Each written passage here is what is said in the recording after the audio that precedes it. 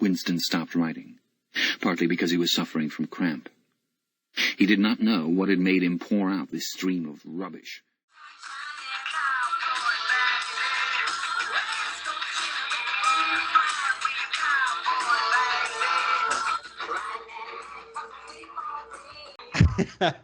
Well, god dang. Hee-haw, baby. Listen, we know we got some people in Texas out there. We just want to know you love you and you got your support. Man, all men out there getting shit done. We love you. We think running the country, keep things going. Also, your last bastion of free hope.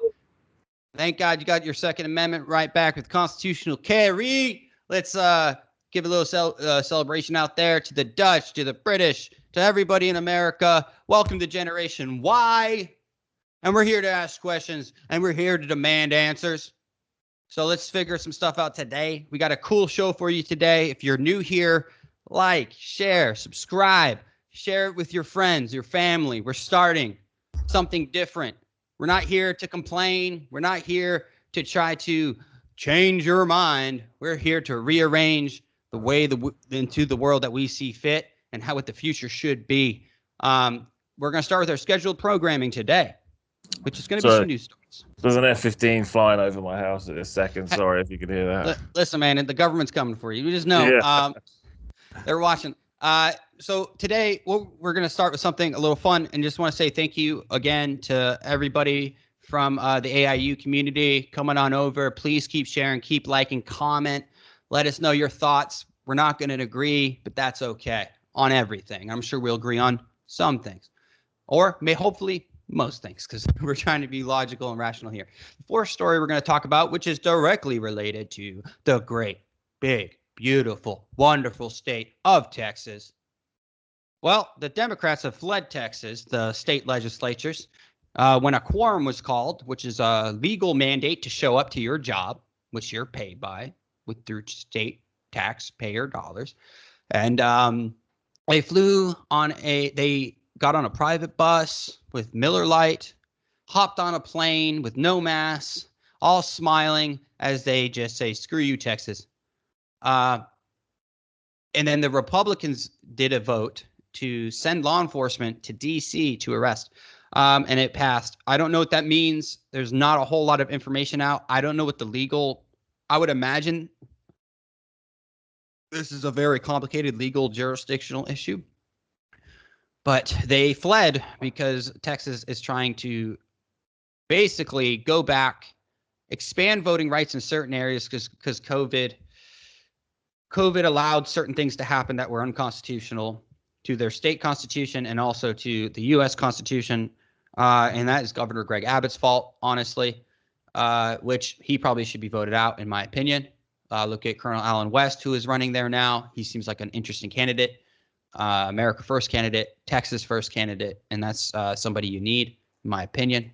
What a crazy story, though. What a crazy, insane world we live in, where it's only government, where you can just choose not to do your job and still get a paycheck.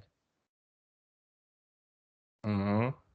Like I was kind of speechless. Yeah. Michael Knowles' book. Anyway, yeah, it's a joke from Tim Cass, but available on Amazon. What does that make you feel, man? It's like, as a Briton, like in Britain, can they just not do their jobs? Can they just run away? Like, can they just say, we're just going to flee to London and just not do our jobs? I mean, I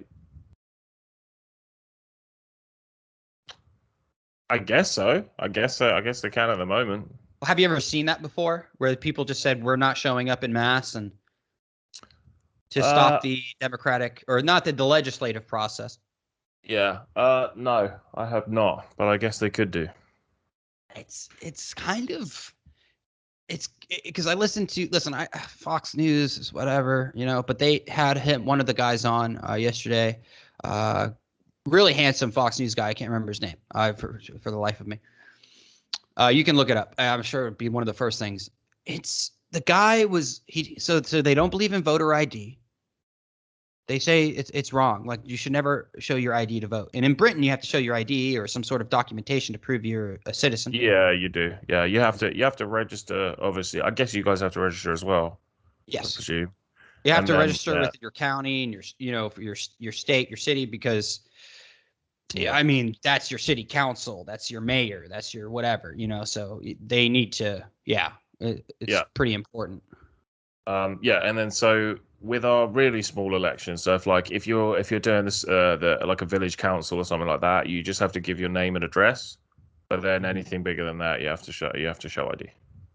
I guess the interesting thing about this, so this is really about House Resolution 1, which is HR 1 in the United States by the House. They are putting up legislation to federalize elections. And this is what the federal government is doing, whether it's police, with the Capitol Police going nationwide. It's about federalizing, centralizing their power so that they can continue to manipulate and do whatever they want.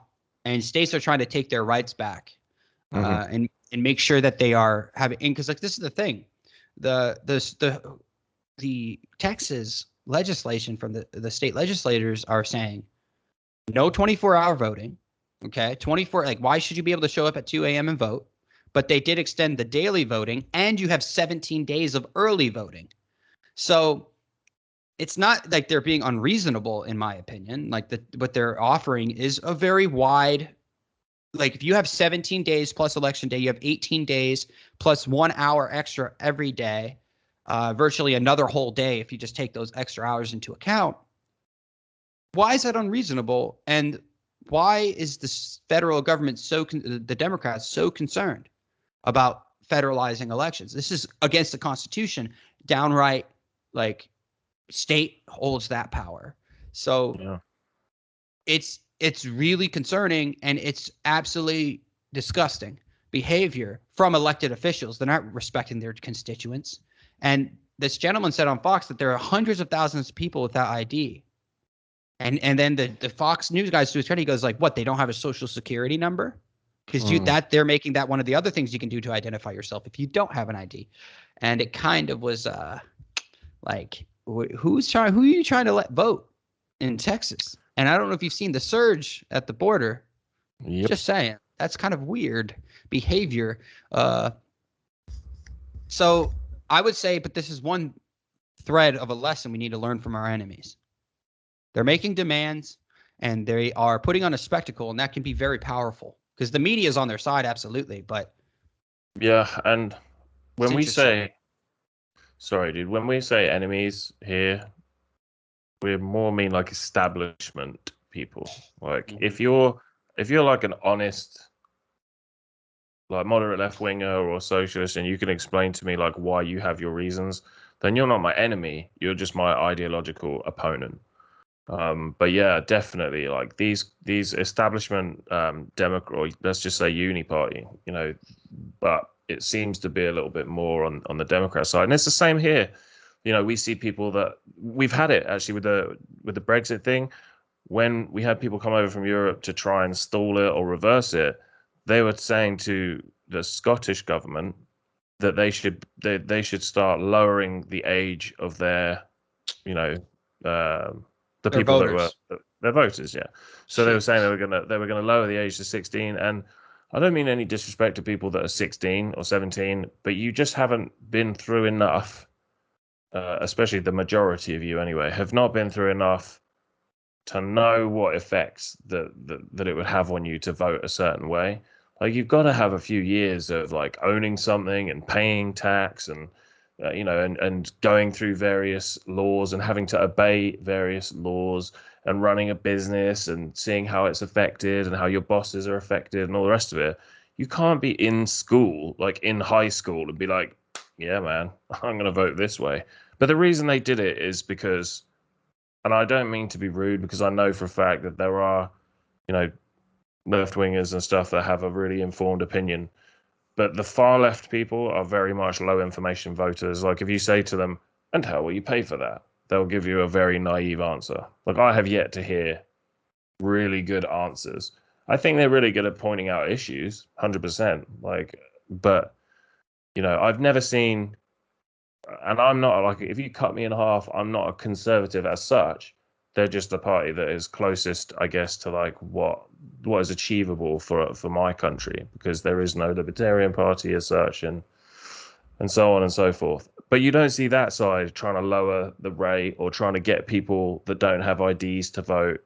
Maybe they should. Maybe that's the whole problem, is that they're the ones that are playing by the rules, give or take. I mean, there's always going to be there's always going to be some shenanigans on both sides. But by far and away, when I look around the world, whether it's Australia, Europe, the UK, America, it's always, always, always the left-wing party / parties that are trying just those extra few little things to get the votes. There is no one on this earth that could prove to me why allowing a 16-year-old kid that's still at school, why that would be a beneficial thing to the country. Like why they might say, well, I want to be able to vote. I want to take part. Well, wait until you're 20 then. I think the main thing is this. It's not that 16-year-olds shouldn't vote. It's that anybody who can vote should be informed, and there should be some sort of test. There needs to be some sort of basic knowledge test of. I mean, but this is the problem, right? Like, I mean, that could be easily comparable to literacy rates, literacy tests for African Americans in the South, which were put in place by Democrats.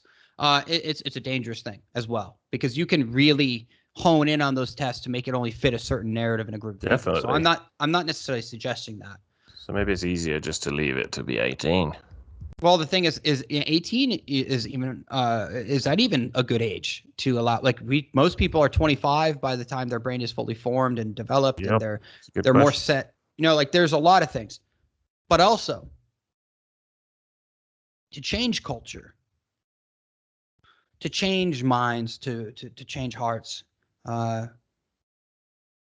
It doesn't matter. Like the age thing, I understand, and it is a way because they know that they can just emotionally manipulate these people because they're just it's anybody. But look at adults, we're seeing it, and especially young people. They're just not good at. And I'm an example. Like I'm young still, and I still have a lot of problems with emotions and reacting viscerally to certain things that aren't on my side of my thought, right, or whatever. Like I don't agree, and I'm working on that daily. And I'm almost 30. That's good, man.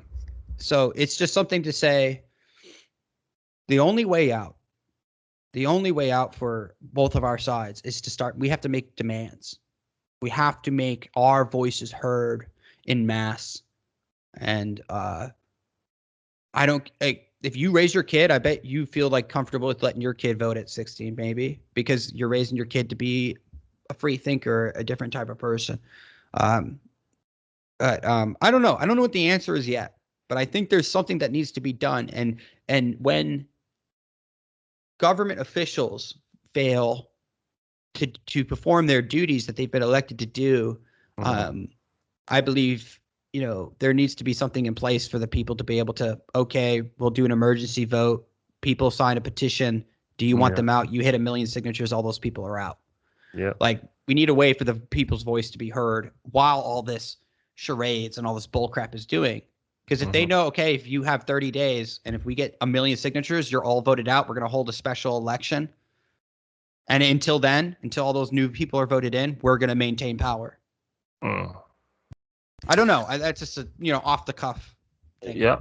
No, I get it. Some more news from the UK, which Dan let me know of, and I was kind of heartbroken. So overnight, the night before last, they did a snap vote in the House of Commons. Compulsory vaccinations for care home staff in England. So real quick, for those that don't know, Great Britain is the big island. The United Kingdom of Great Britain and Northern Ireland is, the two, obviously the top bit of Ireland, and England, Wales, and Scotland. Tony Blair devolved the powers, so they all have their own government.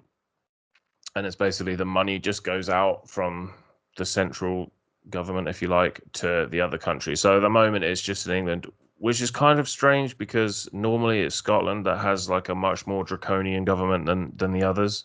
And then I'd say Wales second.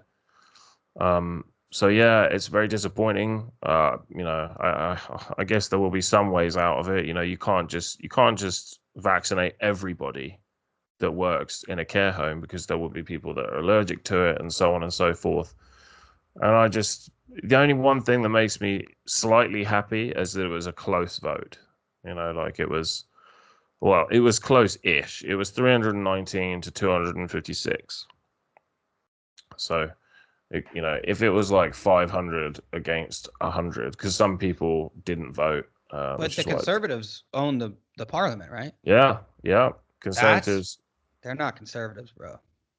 Yeah. Well, so it says here, I'll just do a real quick read. MPs have approved compulsory vaccinations for care home staff in England, but a number of conservatives voiced anger at the plans. From October, anyone working in a Care Quality Commission registered care home in England must have 2 vaccine doses unless they have a medical exemption. The House of Commons approved the regulations by 319 to 256.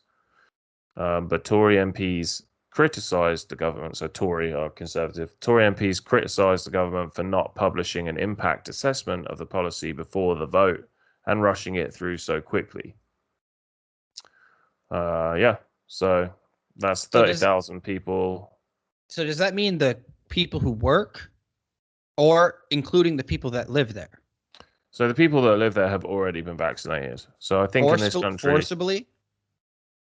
Kind of, I guess. I mean, like, because of the rate of death being fairly high above 80-year-olds, I guess it was for them. What's the point in not at that age? I mean, like, when you've got, obviously, I have somebody very close to me that works in the field, and I've seen the effect. It is a horrendous disease. Like, I'm not going to lie about it. Like, it's horrendous.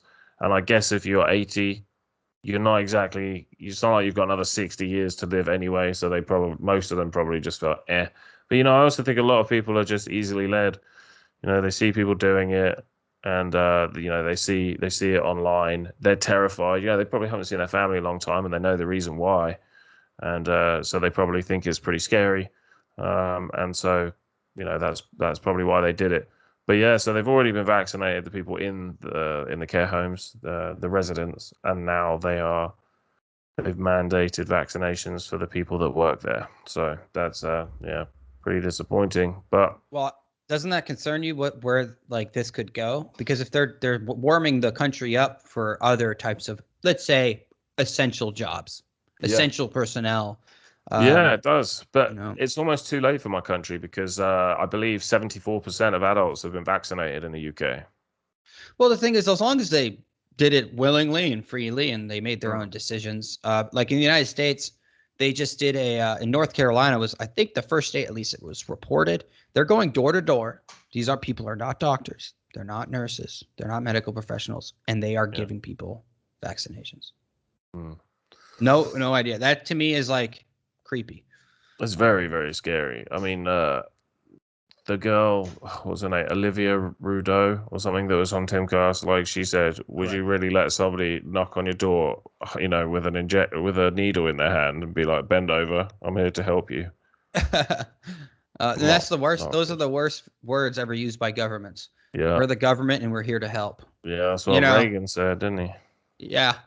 I don't know. I feel bad for you guys, but listen, it's coming here too. Like, something is happening here, but it's more social pressure because we may have more certain constitutional protections this is the good thing about our Constitution. If they follow it, it's going to be difficult, and the checks and balances they're about to break, but we'll see. I don't know. Anything else you want to say on that? Is there anything? A couple of little things. I totally agree. Like, if somebody wants it done, that's cool. Like, and it's not like there are a vast amount of things going wrong, but I can't say too much on that one here. But, if you want to do it, then that's totally cool by me. But yeah, a lot of people pushed back. Within 7 hours of the vote, they'd already got 600,000, a petition of 600,000 people that were protesting it. So if you get anything above, I'm sorry, my apologies. Sorry. No, it's fine, dude. So if you get above 100,000 in the UK, then the government has to address it. Oh crap! So you guys got 6 times.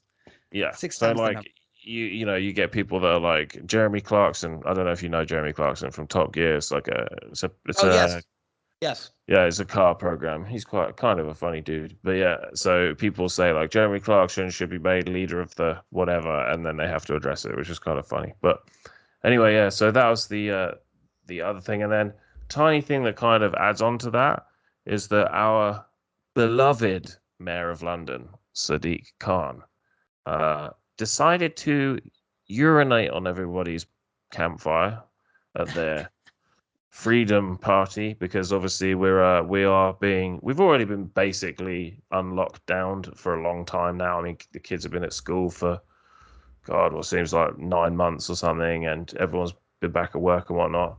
But it's just a few extra bits and bobs that have been locked down still, and that is coming to an end in a few days. But Sadiq Khan has decided that masks will remain as a condition of carriage in London, which means that if you're one of the everybody in London that uses public transport, the underground taxis, buses, then you will be forced to wear a mask, regardless of your state of vaccination. And that's a phrase that's terrifying. Yeah, so it says here face coverings were expected to be optional on public transport across London, but now they will not be. Transport Secretary Grant Shapps said he expected operators to bring in conditions of carriage on masks.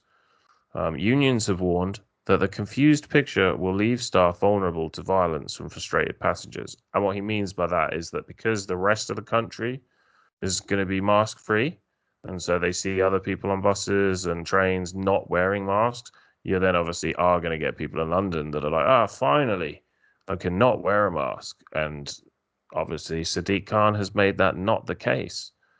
And look, I'm a realist and a pragmatist, and I understand that this is an exceptionally difficult situation for everyone. We've never faced anything like this before, and however much I dislike certain leaders and their politics, they have to deal with it. Otherwise, they're going to have millions of people baying for their blood. I just think that a lot of the time, this particular guy is a contrarian, and he takes every opportunity to do the opposite of what most of the country wants, and especially the opposite of what anybody outside the Labour Party, which is our left-wing party, wants. And I just think this is another time that he's doing that. I just think it's a kind of an FU to everybody that was happy that we were going to finally be completely done, as opposed to mostly done with the lockdown. While I respect your pragmatism and your being realistic, this isn't realistic to me, and this is not something to be pragmatic about, because this is just authoritarianism. This is just edicts. This is just This is ridiculous to me. And obviously, like, hey man, I respect it, but I'm like, people, just human beings. They're people. They want to just live their lives, and they won't let go of this power. And this is what happens when you give up certain things for security. And I just don't know how that guy's gonna. He's like Gavin Newsom in California. Like, except he keeps getting voted back in heavily. But these types of actions are gonna take normies, regular people who usually don't think about this, and we just go, what? They're gonna be like, what the heck? Well, that's interesting you say that, because so he got an extra year in anyway because of the lockdowns. They delayed. Yeah, exactly. They delayed the London mayoral elections, but now he was voted back in with a pretty big majority. I believe he can only serve 2 terms anyway, so he knows that he's not going to have to face another vote again. Like, his next deal will be running as a much higher position, maybe even for prime minister. And that would be utterly terrifying. I don't think he would win. There's no way. I don't think he would win, except for one thing.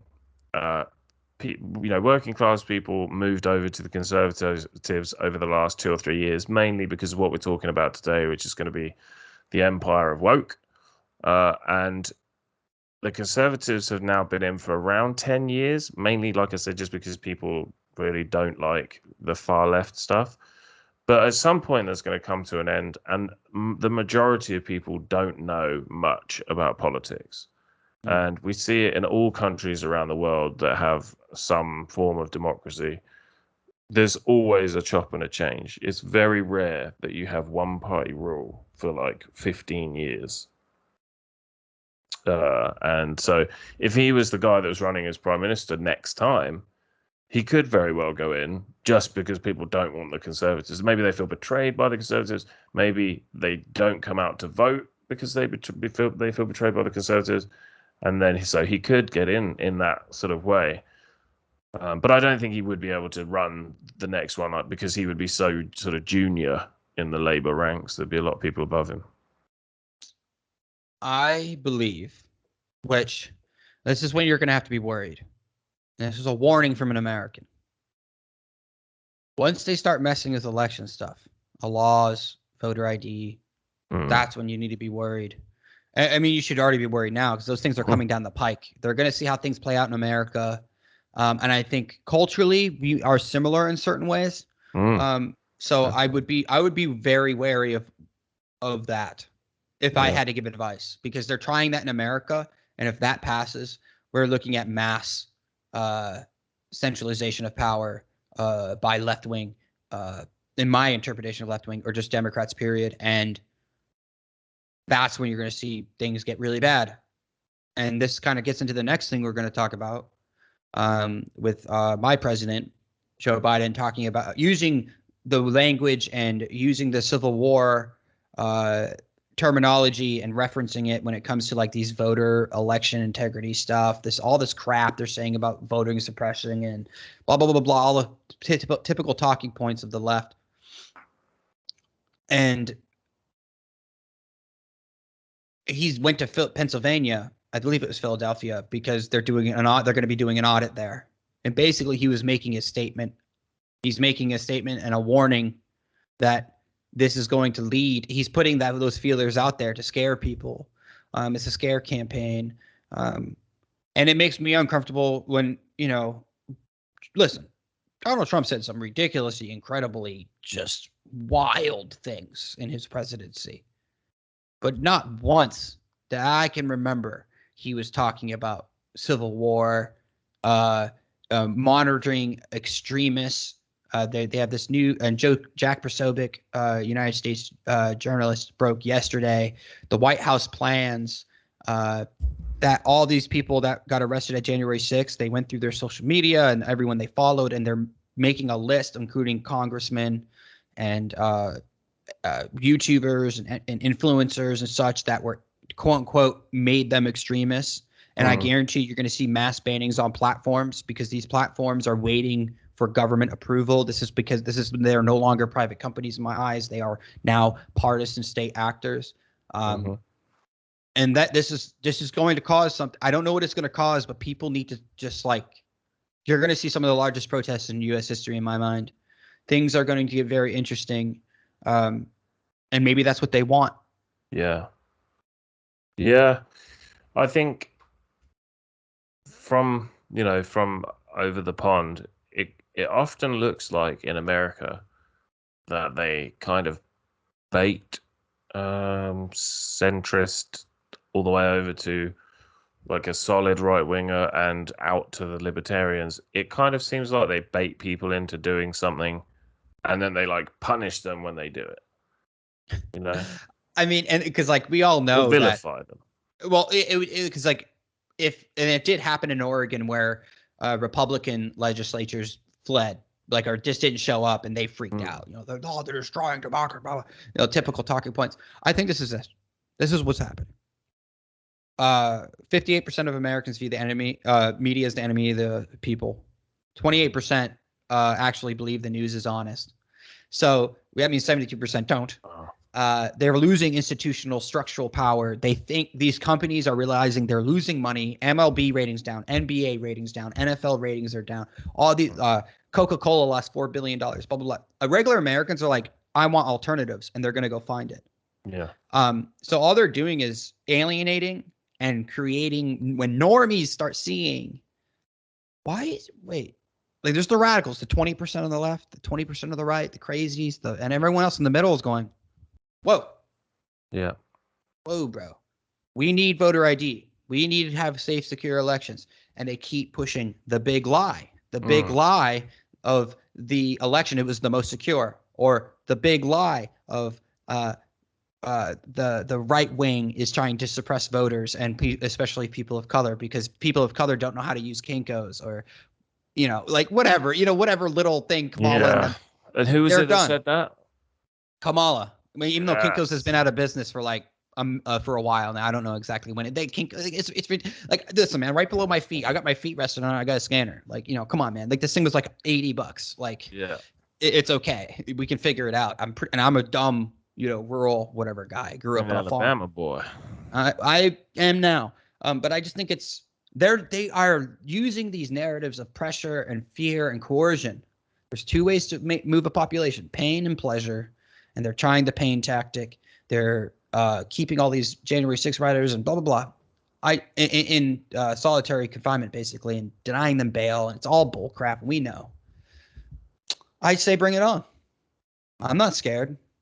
I'm not afraid. I'm not afraid of these elite people that think I'm just scum. I'm glad they think that way of me. It makes me be able to be more subversive and be able to work around their systems that they put in place, because they're just putting it all out in the open. Good. Yeah. Well, in terms of like physical action and stuff, which obviously I don't condone, every time that is done, all it does is strengthen the left and the institutions and the establishment. It gives them an So- excuse to hate you and to Yeah. reframe their narrative. They'll Mhm. I was just gonna say, they'll target you and they'll label you something they want. I mean, like what happened on January 6th was like it's just given them so much. It allowed them to finally finish off wokeifying the military, and it allowed the military to come forward. I'm not saying everyone in the military, but the top brass in the administration could come forward and be openly sort of woke.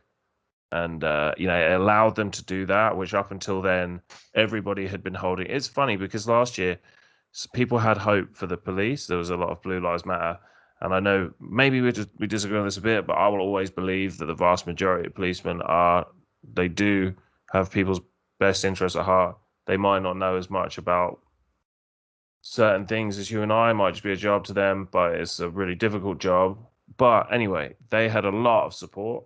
And then obviously some of the city police abused that and they lost a lot of support, which was a really bad move because the left will always despise the police, regardless of like how nice they are or how good a job they do. And anyway, so they threw away that support. And now, we've had a similar thing with the military where everybody supported the military. And I think a lot of people still do support the enlisted men in the military.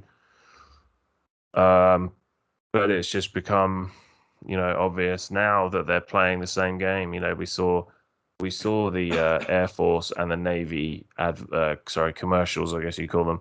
And then, we saw, I didn't even know CIA did commercials, but we saw that. My two parents are lesbian, and that's why I make a good CIA agent. Can I tell a very short story? Absolutely not. Tim, God damn it, you authoritarian piece of shit. No, you Touché. fascist. You're fascist. No, but Tim Pool did a video on the Navy. The whole wokeify thing is backfiring. Basically, and just go watch it. He did it yesterday, which today is the 14th, I believe, of July. It is. So, yeah. So please go check that out for the 13th video. But listen, all the enlisted hate it. All the officers hate it. It's only the top tier guys that are pushing this crap. Oh, Long all story the short- officers do they? Do they hate? Right. Oh, the young officers, because they're like, not all of them, I'm sure, but like 93% of them said diversity and inclusion efforts, like, and all this like crap is like hurting our mission. We're not effective. My apologies. No apologies, because this is what I'm talking about. Normies, people who just like want to be normal and just to, hey, I want to be a killer, a fighter, so I'm here to protect my nation. They're like, I'm done. But and a broader thing is they're trying to do like the Hitler Youth stuff. Bad comparison, blah, blah, but like indoctrinate people, get people, in this methodology, this ideology. And it's just not taking hold because we are such free loving people.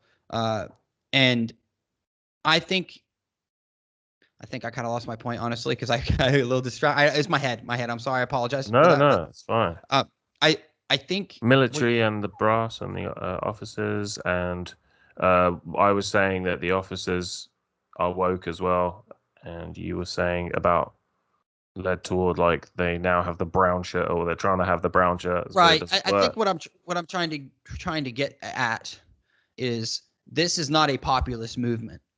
The difference between the Hitler Youth and these people, it was a populist movement, which is what I'm saying. Be very wary of who gets elected in the next couple terms if they're conservative. Those people will have. That's why we have to get rid of their powers now. We have to get people in government that will decentralize power, because the next That pendulum person, effect. Joe Biden, doesn't have enough popular support for these things to be truly effective. He has institutional support, but we need to get institutional support on our side and then convince them that we need to take away some of your power. And this is very important. And I think we are getting like Joe Kent from Washington, who's challenging Herrera. There's a lot of America First candidates that are blowing up, being very popular. I just think that we are hitting a peak. Right? It feels like a peak. It feels like we're reaching, and it's either we just skyrocket into space and it just keeps going, and then there's like a giant explosion and everything's bad, or we just get to the peak and it's just like that slow downfall, just like push it back, and then the climax, and it's over, and we win, because we're going to win. We're going to win. I know we will. Like, the signs are writing on the wall. And listen, very quickly about I wanted to. This is what my main point was. I'm so sorry. I apologize. I'm not trying to ramble. I have a friend, National Guard, right? Basically every state has their own National Guard, and they are controlled by the state. And this gave me such, oh my God, dude, my heart felt so full when he said this to me. So BLM riots, blah, blah, blah. They told him to go down to the Nashville and protect the Capitol. And he said, no. He's like, I'm not going. Wow. Yeah. And they're like, what? He's like, one, you're not going to let me be armed, which is insane, because if I'm going to be like doing something, like, I need to be armed. They were giving them guns with no rounds, which is like insane. I'm just saying, like, from a basic security, self-preservation standpoint as a person. Well, I guess it's because they didn't want Americans shooting Americans. Basically, maybe a good sentiment, but also very bad practice. So he goes, no, I'm not doing that. And then he told me, he was like, but another reason what I told him was, like, you guys are protecting the Capitol, but you're not protecting the buildings, like the people's like livelihoods. We're only protecting government institutions. Then they called them a couple days later, like, we need you to come down here. He's like, no, I saw what you guys did. You guys put down your shields.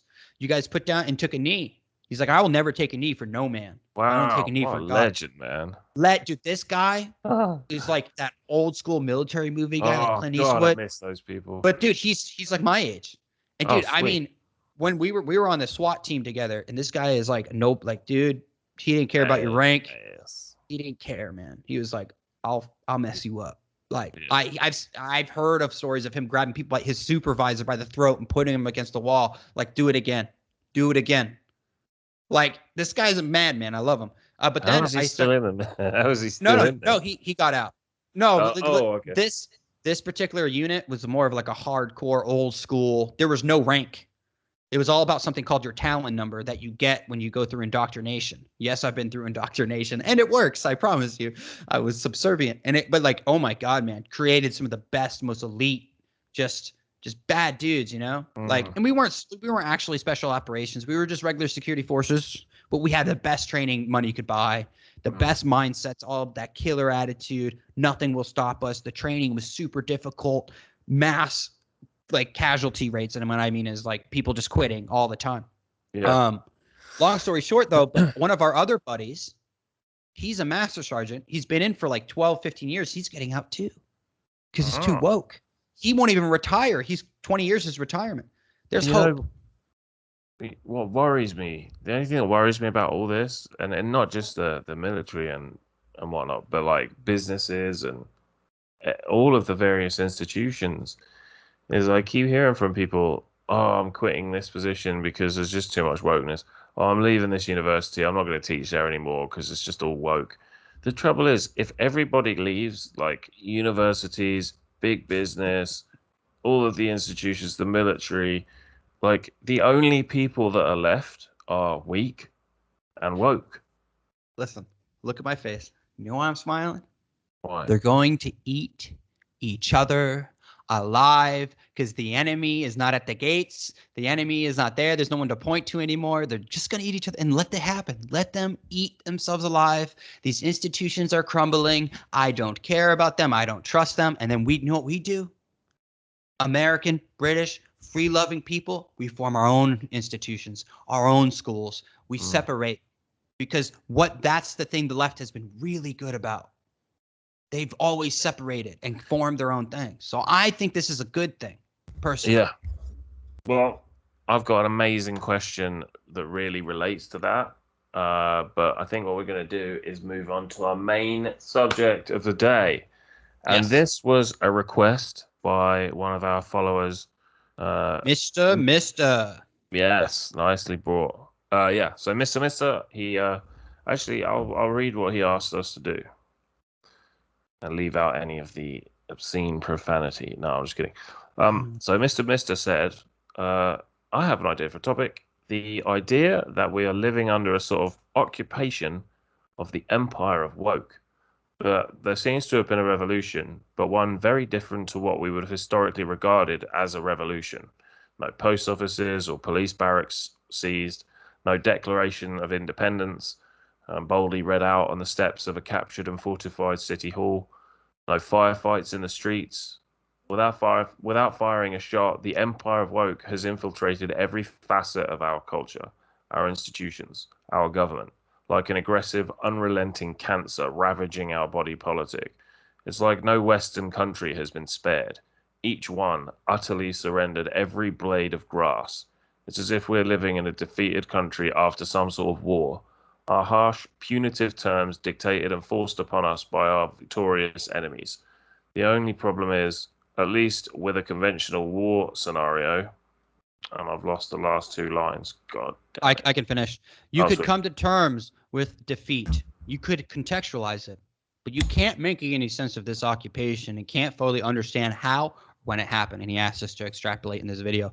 I just want to say a few things before we get started down this road. One, always respect your opponent. If you have, and two, if you have respect for your opponent, that means you're willing to understand them and where they come from and how to break down their arguments, their opinions into a rational, reasonable way. Number three, get to know your opponent on a personal level. Get to know people. And I think Especially if they're good looking. and if they're good looking, listen, women need to be put in their place. I'm just saying, no, I'm kidding. but let's just, I think that's a good place to start. Like, I think that's how we open this rationally, because it is emotional, because we feel, I would say, in certain ways threatened. People in America, in Western world, a lot of people feel threatened. Oh yeah, and they know that as well, and they revel in the fact that we see change, and it does. Hey, we make great frustrate. memes, dude. We make great memes. Best Yeah. memes in the market is the right. Oh yeah, absolutely. Yeah. Okay, so so the question, have we had a revolution? How did it happen? Sort of how did the empire of woke come about?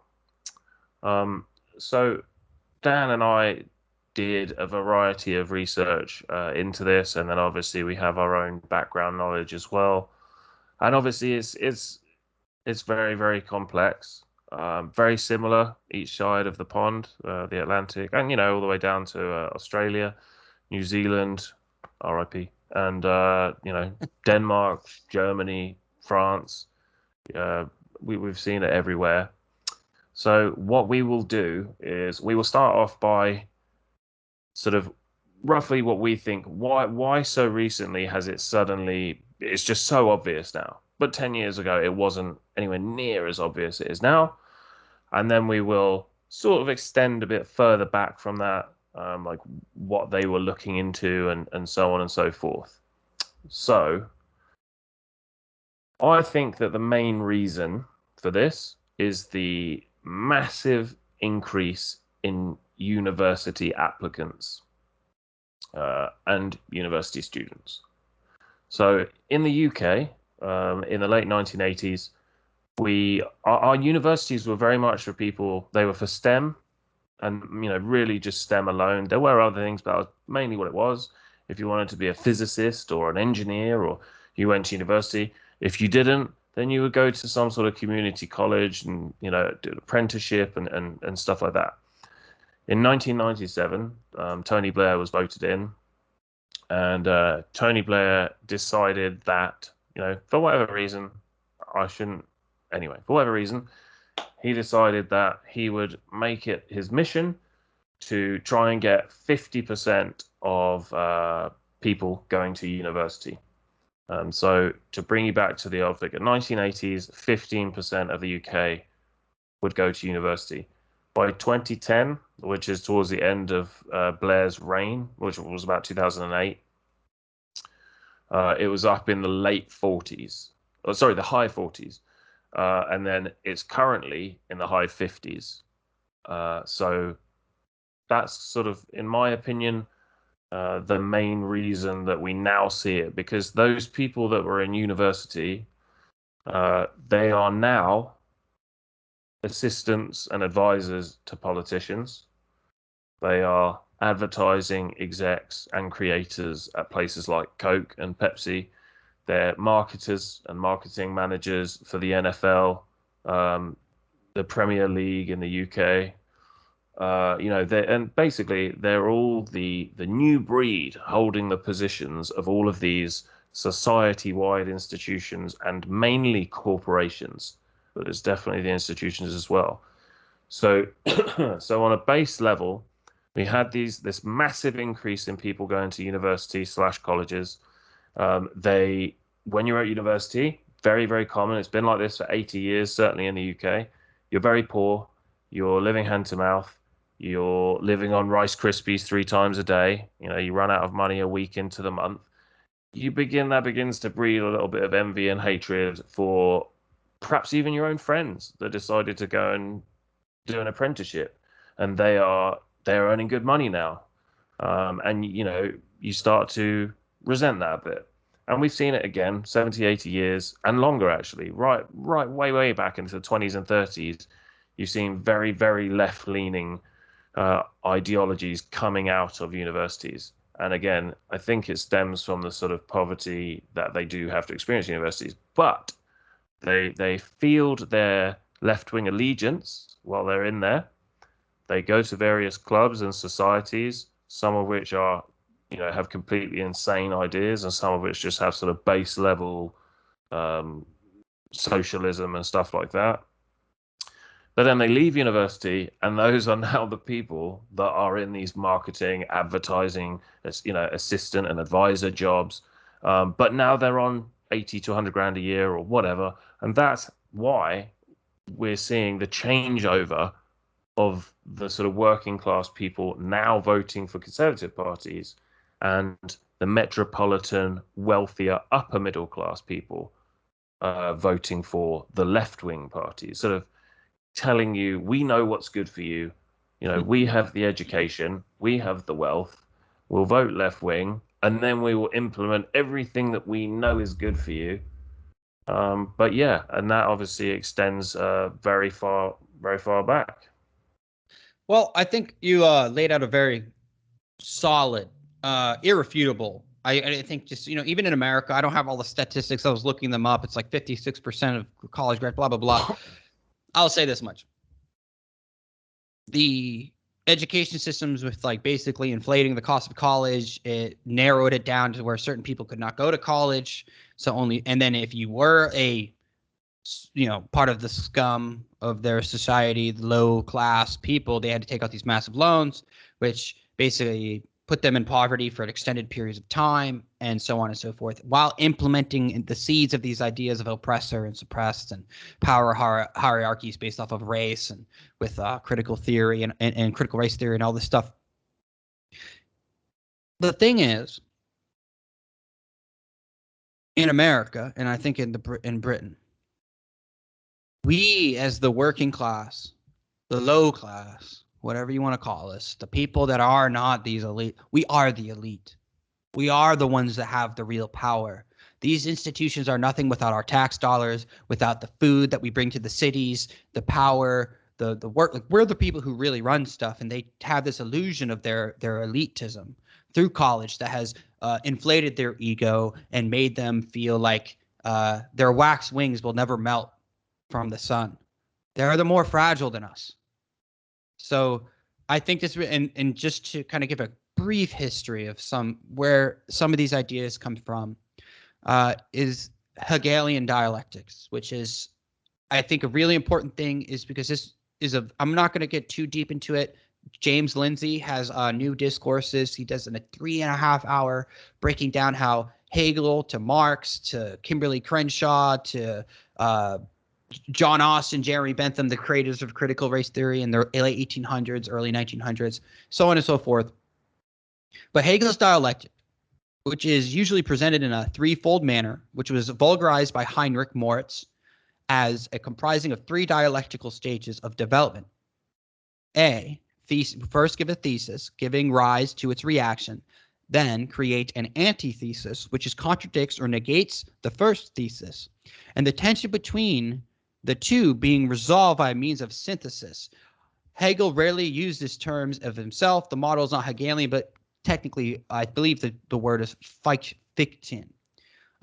In the logic, for instance, Hegel describes a dialectic of existence. First, existence must be posted as pure being, but pure being upon examination is found to be indistinguishable from nothing. When it realized that it is coming into, I hate reading this stuff, when it is realized that it is coming into being, is at the same time also returning to nothing. Consider a life. Old organisms die, new organisms created or born. Both being and nothing are united as becoming. Okay, listen. If you could, you maybe these genius elites can interpret this better than I do, and I'm not a scholar in this fact, but I'm sitting there going, it literally means nothing makes sense, which is you get to the trans arguments, you get to like the gender stuff, the spectrum, nothing makes sense, everything's nonsense.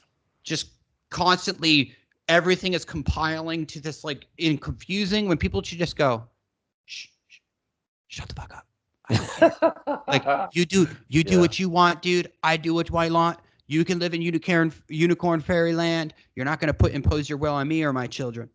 So this is the working class does not think this way. I think people who work with their hands, people who work with everyday real things and data, like they just don't function that way because they're like, I know when I turn a wrench, it has a meaning. It has a purpose. There's an intention behind it. Yep. And then you do it and it works.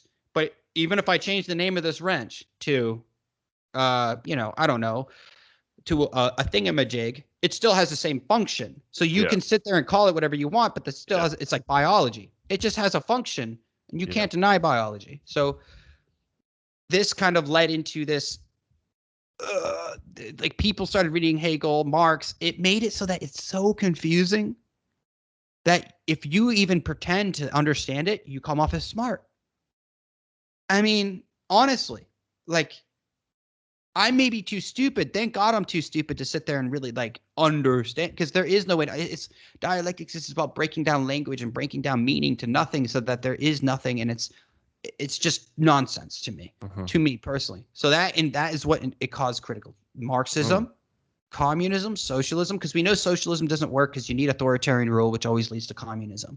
And then you have the critical theorists, like I said before, and then CRT, critical race theory, Kimberly Crenshaw, Columbia Law School created the terminology of intersectionality, which I think you had something on that. Did you not?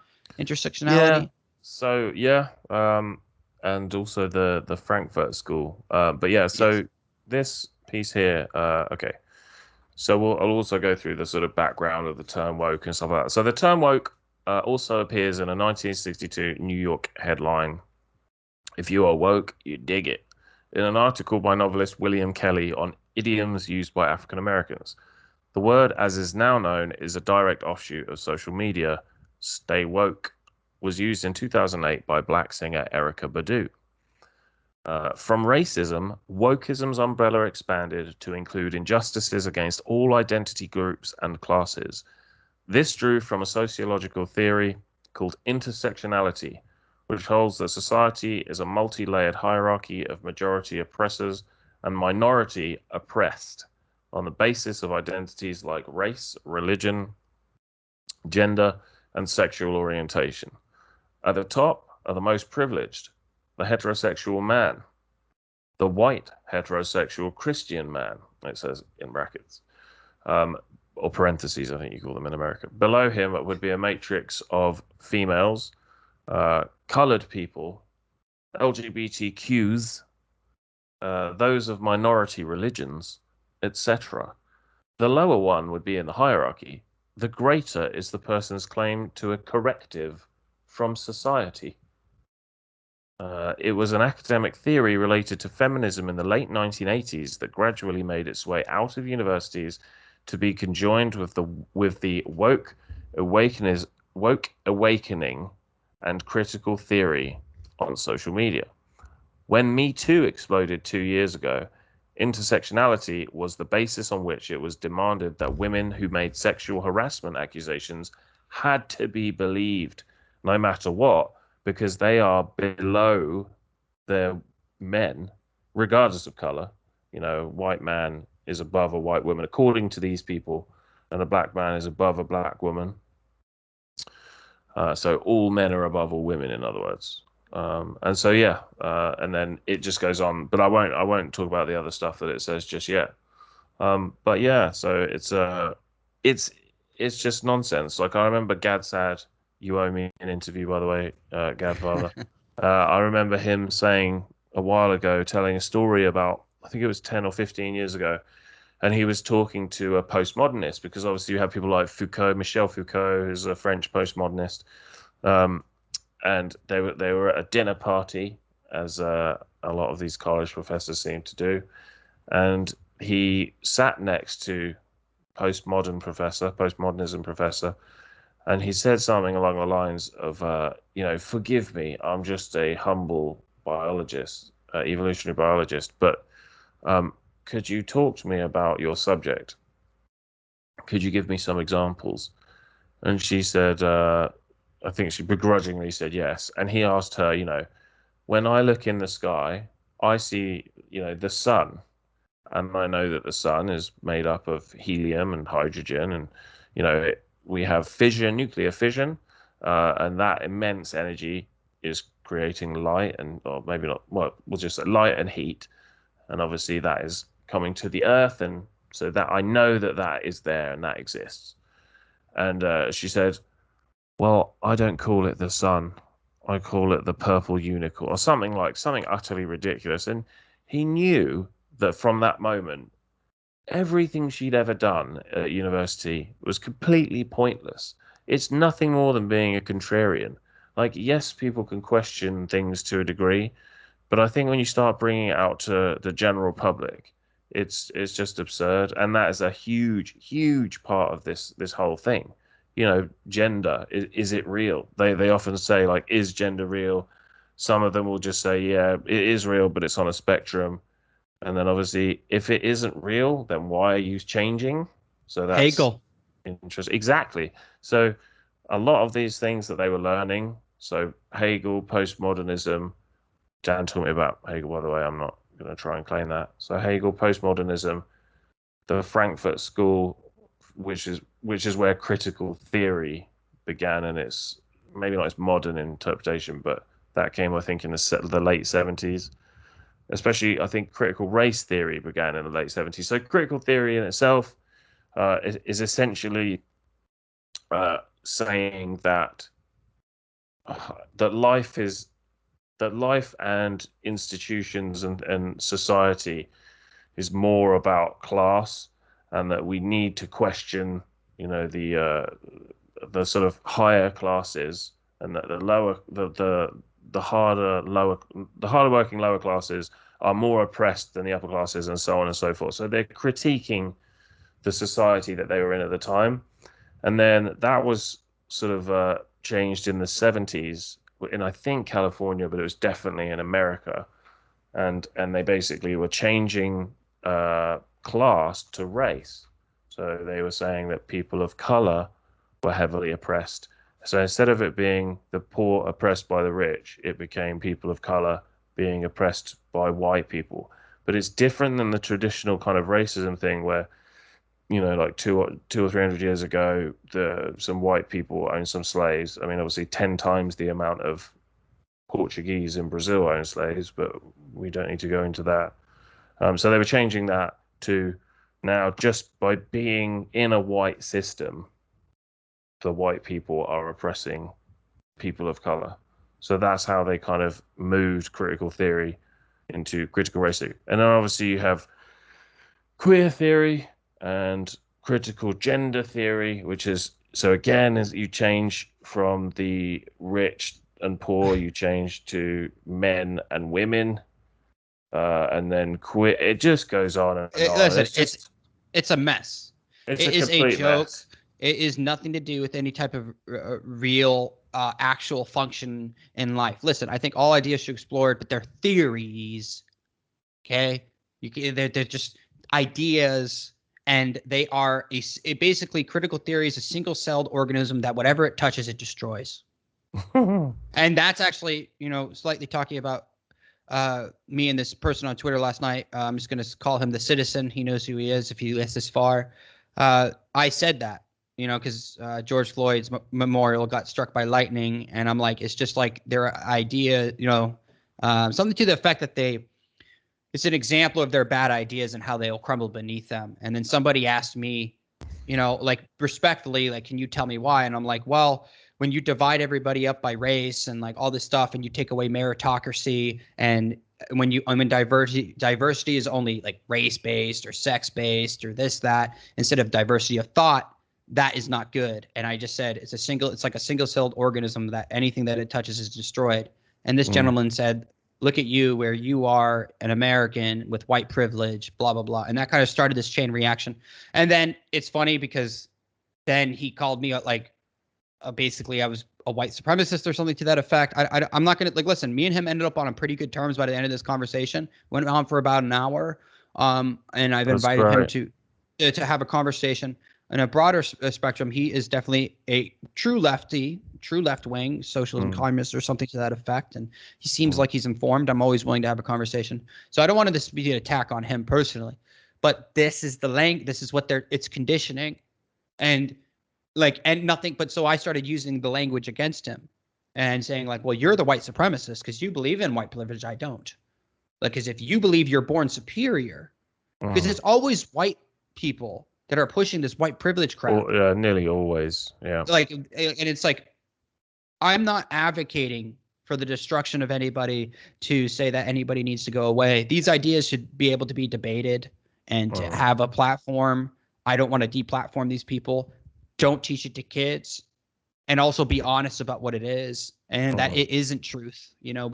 People should be kids. The education system has become industrialized, and they created this separate class of elites, quote unquote, with we're higher thinking. We're more enlightened, and it's become religious. So in my opinion, it has. Oh, I agree. I'll just interject very quickly. And I think it's an important point about, people educated at universities that have taken certain courses on these topics, or they've been in certain groups or clubs that have studied these things, or maybe they're just involved with certain activist groups where they've learned these types of things. But the thing that they need to understand, because I think a lot of these people, certainly in the UK, they cannot understand why the working class despise them and get very frustrated with it. Maybe despise is like too strong, but why much of the working class intensely dislike these people to the point where they will vote in Conservatives. And in the UK, the Conservatives were thought of way more as the party of the rich, even than the Conservatives in America are thought of in America. And so for the red wall, which was because our colors are inverted to yours. So in our country, red means lefty and blue is like conservative. Probably more accurate, honestly. So we had the red wall, which is the working class north, because in our country, like, you obviously get working class everywhere, but it's generally the north was always like the almost like Appalachia in America. You had a lot of the factories and a lot of the coal mining and stuff like that. And so now, as a result of generational politics, my dad voted this, and so I vote this, and my granddad voted this. The Conservatives smashed the red wall because these sort of intellectuals and left-wing activists frustrate normal working class people to such a degree that they will vote in Conservatives in a 100-year record election because of it. And the reason that they frustrate them, if anybody is in that position and is wondering why does the working class dislike us?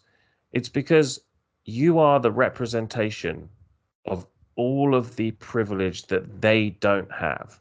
So if a white or mixed race or Indian or whatever person let's say they're late 20s, they've been to university, they're earning an okay wage or whatever, but they're into all of this sort of woke stuff. They've had time to think of these things, and they've joined these clubs and learned these things and studied them, and as I say, had a lot of time to think about them. You're saying that these working class people are more privileged than you, whilst they don't have the time to think about all these absurd things that you want to think about, which is very much the luxury of an upper middle class person, because they're too busy working, supporting their family, doing the washing, trying to make ends meet, doing the shopping, bringing the elites food, electricity, yeah, fixing exactly. their crap. Yeah. Right. So for if you're wondering why that you've had these huge flips, and we saw it in America, the only people that Joe Biden won were upper middle class white people. He lost to Donald Trump versus Donald Trump's first election. The Democrats lost black men, black women to a lesser degree, Muslims, Indians, natives, and Hispanics. And I think Cubans was 74% voted for Donald Trump. And don't forget about the just very quickly, they also lost in the gay and trans community. They lost people. Yeah, they lost ground as well in the gay and trans, because if we take the figures that we've been given, that's the case. It could be more than that, but we know at the very least Donald Trump gained 9 million people, and the people that he lost were middle-class white people. So Absolutely. Just again, that is the reason that people hate the woke so much, because most people don't have time to ponder these ridiculous things because they're working too hard. And when you then have people telling you that, you have white privilege, when you yourself don't even have time to kind of study the Frankfurt School or the theories of the Frankfurt School and stuff, it's just beyond insulting. Like, you are literally attacking them at their core. And, we've seen it recently at the English football where they're now politicizing, all this. There were some racist comments after the final. We were told that it was Britain raising its ugly racist head. We now found out yesterday morning that 96% of those comments didn't come from the UK, and I believe 70% of them came from India, Bangladesh, and Pakistan. For whatever reason, you're seeing it again. They're abusing the working class to push their own careers forward.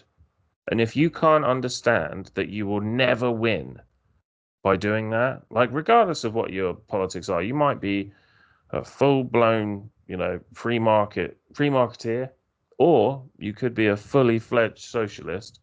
You will never win by attacking the largest number of people. And obviously with working class people, they will always be the largest number. If I had an applause button, I would do it. I think there's something very important that only one thing you missed. Mm-hmm.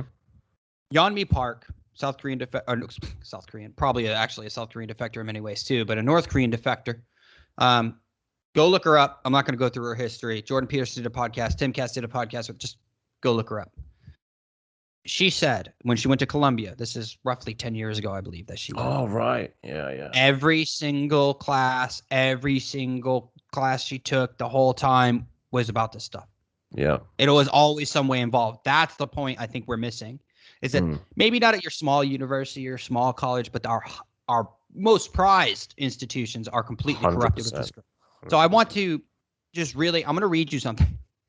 Sorry, man. I just, your brain's going to break. You ready to have your brain broken, everybody? Let me bind it up. Yeah, dude, seriously. Ready. So as in the Socratic dialectic, Hegel claimed to proceed by making implicit contradictions explicit. I am not kidding, dude. I am not misreading this. I just want to say this. This is literally word for word. This is on the cpp.edu website. So this is legitimate from what they say. So I don't know. Each stage of the process is the product of contradiction inherent or implicit in the preceding stage for Hegel. The whole history is one tremendous dialectic, major stages of which chart a progression from self-alienation as slavery to self-unification and realization as the rational constitutional state of free and equal citizens. The Hegelian dialectic cannot be mechanically applied for any chosen thesis. Critics argue that this selection of any antithesis, other than the logical negation of the thesis, is subjective. Then, if the logical negation, Then if the logical negation is used as an antithesis, there is no rigorous way to derive a synthesis. In practice, when an antithesis is selected to suit the user's subjective purpose of the resulting contradictions are rhetorical, not logical, and the resulting synthesis not rigorously defensible against a multitude of other possible syntheses, the problem with the Fiction thesis, antithesis synthesis, model is that it implies that the contradictions or negations come from outside things. Hegel's point is that they are very inherent and internal to things. This concession of dialectics derives ultimately from dude, does your brain feel stupid listening to that crap? Wouldn't that drive anyone insane trying to rationally break this crap down? Yeah. This is not, this is Christianity. God is real. If you sin, you go to hell. Basic footnotes. That's, that's not complicated for people, Well, yeah. I mean, why don't we try and put it in a sort of way that, everybody can, I mean, everybody understands that, but everybody can kind of relate to. I need shelter. I need food. My children need shelter. My children need food. If I work, I can get shelter and food. You can say everything else you want. It will never last. You cannot just get it for free. That's reality. So to go home and start thinking about exactly what you were just reading, maybe if you have a lot of spare time, no kids, no, you don't really need to do any work, everything's going good, then fine. That's your right to do that. But to be pushing that on, people that don't have time for that sort of stuff, and they are punishing people that don't, because let's be honest, they do, and you're ridiculing people that don't agree. Yeah, exactly. I just think is horrendous, and I do hold out hope for the populist left. I really do, but I do think that they need to understand sooner rather than later that people will not accept authoritarianism mixed with massive insult. Yeah, you got to be a little more nice about it, you got to kind of lube them up a bit. You can't just be an asshole and be an asshole. Which I'm saying, watch out for the right and their rise of authoritarianism for the right. That is something to be very cautious of. But I would like to say, to be done with the left, but take the moderate, the realist, the centrists, and then bring them over to your side. Because the thing is, this is not about wrong, right, or indifferent. This is about human rights. Your right to exist and function and live your life you see fit for your family, and to not be imposed will on from the state or from some authoritative position. Yeah. People are inherently want to be these elites think that we like being controlled and told what to do. I just don't agree, and I think this is why you're seeing this huge rise of quote unquote conservatism in the West. But I do believe that the best way out of this, for me, and what I think this is what we need to really, because we're probably got to wrap up soon, but I do think the best way out of this is just mass, peaceful non-compliance with their edicts, with their laws. They can't arrest everybody. They can try to fine everybody. Don't pay your fine. Go to court. Get the courts all locked up in charge. Like, no, I'll take it to court. If everybody just did that, the system can't function because it's because government is authoritative by its nature. And if you just and it's supposed to be slow and druggish because to throw a wrench into the machine, they don't like it. Everyone would go. They're like, we can't it's like with the immigration stuff in the United States. There's hundreds of thousands of people coming across, and they can't get them through the court system and the proper legal process. Right? Yeah, I remember that. And this has been going on for a long time. I mean, people have to wait years. So, it's just the way it is. So this is the system we have. We use it. Use it and use it to subvert the will of what these elites want. That's what I would say. Okay. Did I talk about Tony Blair and George Bush yet? No, you did not. Talking of courts. Okay, so talking of court systems, a lot of people in the UK and some of my family in America have said, why aren't the Conservatives doing X, Y, Z? Because they do some good stuff. I think we've forgotten because they've done so much bad stuff recently. But they did a lot of good stuff when they first came in, and they were the only party willing to carry Brexit through. So my answer to people usually is that the court, it's the courts. And basically, where is it? So, okay, so this is about Tony Blair.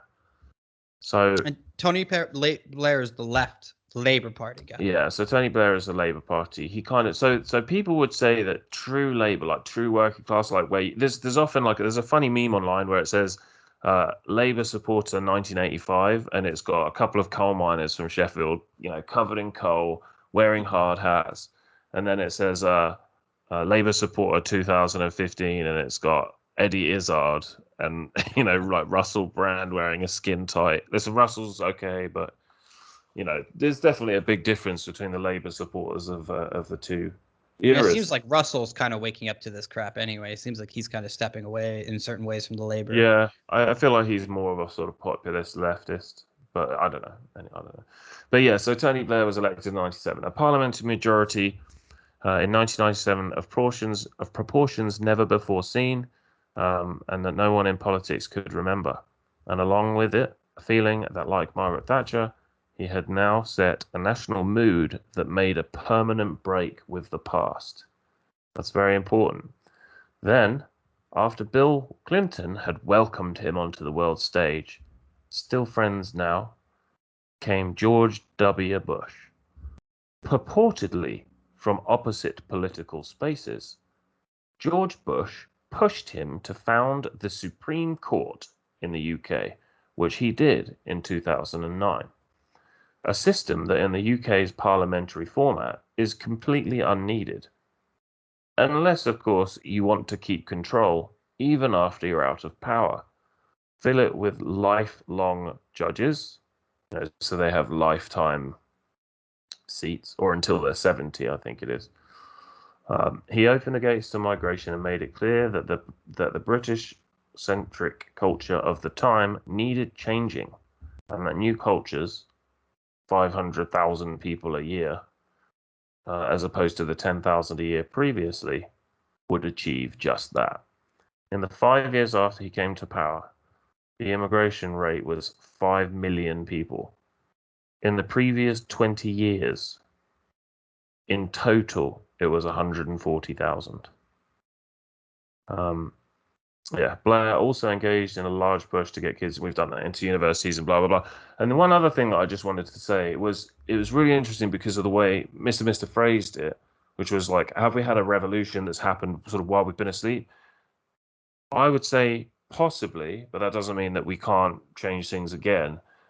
But the one person I would have really advised Mr. to try and follow up on, or at least search his stuff out, is Christopher Hitchens' brother, Peter. Peter is the religious brother. He's religious. Peter is, yeah. So Chris wasn't. Peter was. Yeah, I know Chris Christopher. Actually went to my school, believe it or not. But your high school, or yeah, but obviously before me. But yeah, and Peter Hitchens has said on the radio over here numerous times that there has definitely been a revolution without anybody batting an eyelid. He It's a said, color revolution. "It's the what? Sorry." A color revolution. Yeah. So what Peter Hitchens has said, I remember this very specifically because I remember feeling completely forlorn when I heard him say it, because he's so matter of factual and he seems so bright that you think he has to be right. I'm a poet and I just don't know it. And he said that between sort of 1990 and 2015, that everything in Britain completely changed. So we used to have grammar schools, which is basically like, if you're very bright and maybe a bit too bright for your class, to stop the teachers having to separate you out and and that sort of stuff, you could just go to a grammar school, which is like a school for brighter kids. But they stopped all that because Of apparently racism. that was. Say again. Racism or something. Right? Yeah, exactly. They thought it was racism and elitism, and so what that meant. I actually had this with my son, where he was like one of the when he was much younger. When he was sort of 7 years old, 8 years old, he was doing really well in school, and his teachers were telling us he was doing really well in school. And I think at one point they offered us a chance to move him up a year, but we weren't really sure because of friends and stuff like that. And it turned out that basically what they were doing was sitting him and the other three kids on one table in the corner of the room, and just they would never kind of help them. They would never, and then they would go off and sort of help all of the other kids. And I get it, like, you have to help the kids that need help, but that It meant just that must be these boring kids, for your kid, though. absolutely, like, they just found it really unengaging. They found that they basically would they just kind of lost their way. They would do things, finish them, and then not know kind of where to go next. But anyway, I digress. But yeah, so I would definitely recommend Peter Hitchens. He reckons that everything has changed. The grammar school's going. The shrinking of the military, although they're investing a bit of money into it now, but the shrinking of the military, an increase in money printing and central bank reliance, which is a real big thing, and Not also, working out in America, bro. It's not working. no, I know, um, excuse me, and also uh, a much heavier lean in towards the EU. And, like, listen, I love Europeans. I have absolutely nothing against Europeans.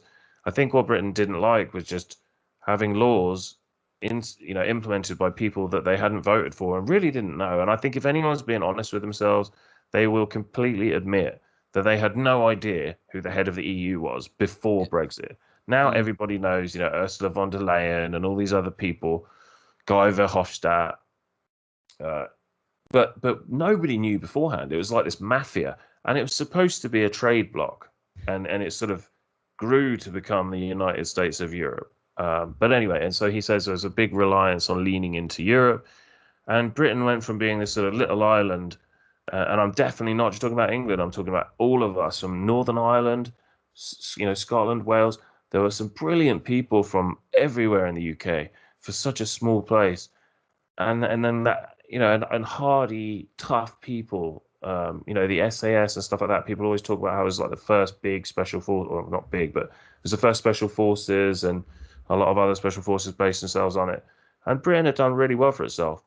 And now, there's still some great people, but those days of being one of those countries, kind of like New Zealand was, where you got a lot of great people from a very small country, just seem to be over, at least temporarily. I'm hoping we can get it back. And that's a big thing that he talks about again, is just that big revolution where we just became. I mean, if you think about it, like, our Conservative Party is very left wing for a Conservative Party, and that's another thing he talks about. And he actually raised a very interesting point.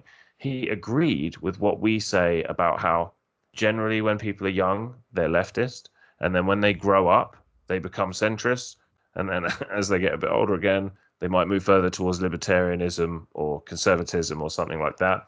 And he said he did exactly the same thing when he was at university, exactly like I've said, at university in the UK. He became a leftist, and he actually was saying that he was pushing a lot of these horrendous things that he now says he looked back and he really regrets.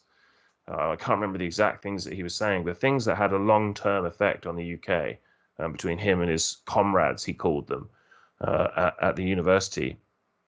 And Then obviously he left, and then he gradually, I think by the time he reached his early 30s, started to realize that it's just ridiculous. And like, if you're one of the best countries in the world, you've done something right, and to do a complete like 180 is not, what he was saying is probably not the right way of going about it. But more importantly, he just thought that that specific type of movement was certainly not the way forward. But he 100% admitted that they were intentionally trying to change culture to get young people to grow up and keep that kind of leftism. So instead of letting it go as you leave uni, keep it moving forward.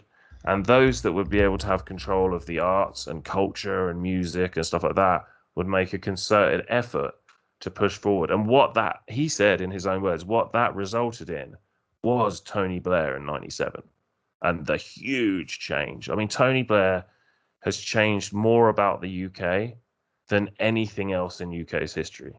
Like, I won't go into it today, but yeah. And then one of those things is the woke imperialism. Well, I completely agree. Once again, applause button. You're right. I think we have to remember that we're winning this war. They have overstepped. They have gone too far. They have encroached too quickly.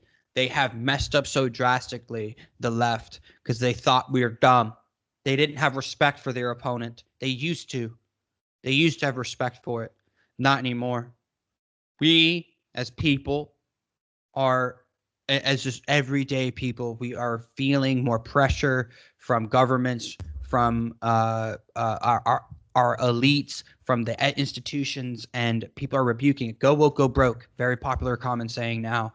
We're taking back cultural institutions. More conservative views are starting to enter even in Hollywood. They've realized they've made mistakes.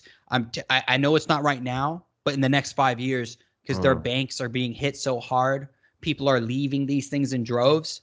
Yeah. They're going to have to reorient. And I think this goes back to what they've tried to create. The corporations have been following something in their environmental social governance score. Go look up how it works. I'm not going to get into detail here, but basically the more woke you are, the more hits you get, the more money your advertisers get, which means you get more money. Yeah. And they're trying to use that as a way to pressure, and everyone's going to have a social score like they do in China, right? I'm not saying like literally, but that's the idea, is that like you get woke points and that means you're more popular. Yeah, that's what it says. Yeah. So the way, very simply put, rebuke it, reject it, and just say, I'm not playing your game anymore. Yeah. And that's how you win.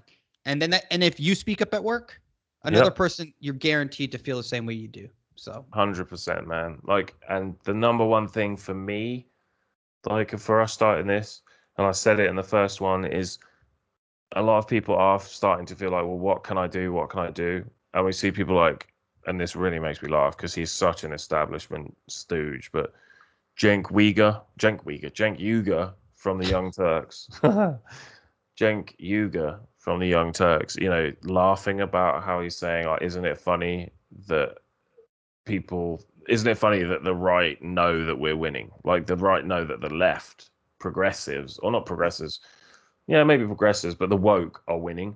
And I'm thinking, Cenk, like, you're a massive establishment stooge. Like, you've fallen out with Jimmy Dore. Anyway, it doesn't matter. He just is. But can sorry, I give a go on. quick piece of advice? I was in the military, right?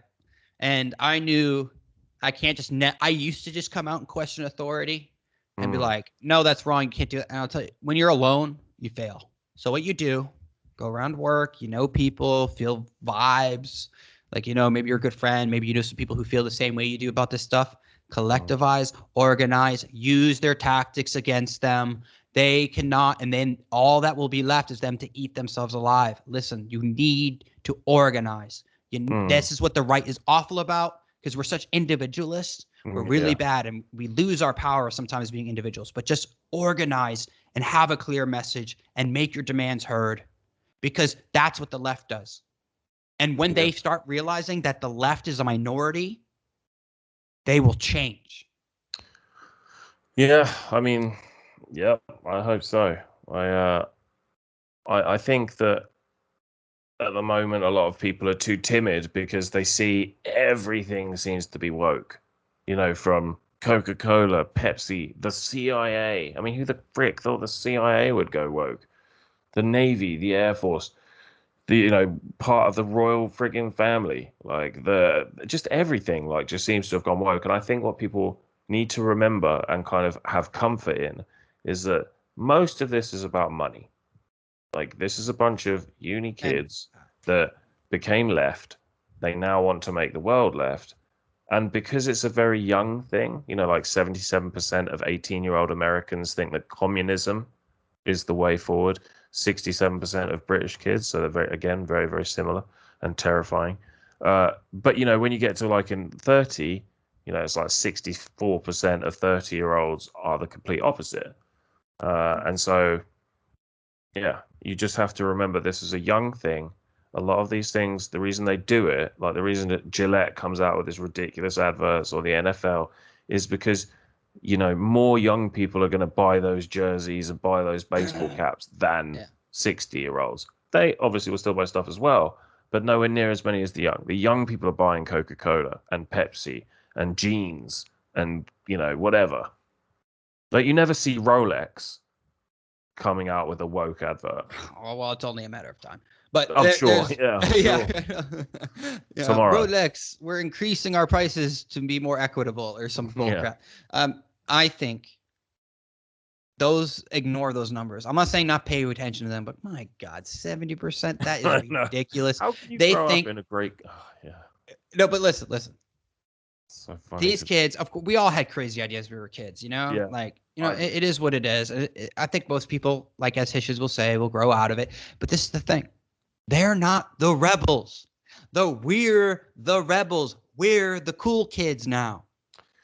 Yeah, It's gonna be counterculture, counter narrative. Well, it already is, isn't it? Like, do you remember what that black dude said? Oh, what was his name? I wish I could remember his name. This amazing dude. Oh, he's an English guy. Calvin Robertson, maybe? No. The guy with the big hair? Yeah. Big hair. Yes, I know who you're talking about. Yes, I'm aware. And he is a legend, dude. He messaged me because I was saying that like my cousin had difficulties with anti-white racism. I know it's a bit of an iffy subject, but trust me, anybody with half a brain would agree with me that it was racism. Because he lives in it's not very diverse. It's 1% white, 99% non-white, his school. And I spoke to him about it because he had spoken to me saying that he too had seen a lot of anti-white racism in his town. And he was such a nice guy to me. But anyway, yeah. He was saying that it was harder for him to come out. And another guy said this as well. It was harder to come out as a conservative or a libertarian. I mean, who cares what we call us? Like, let's just say non-woke, because I don't want to I'm going to say non-woke. You can say what you want, everyone else. But it was harder he said it was harder to come out as a conservative than anything else. And like we've had gay people that have said it's harder to come out than to come out as being gay.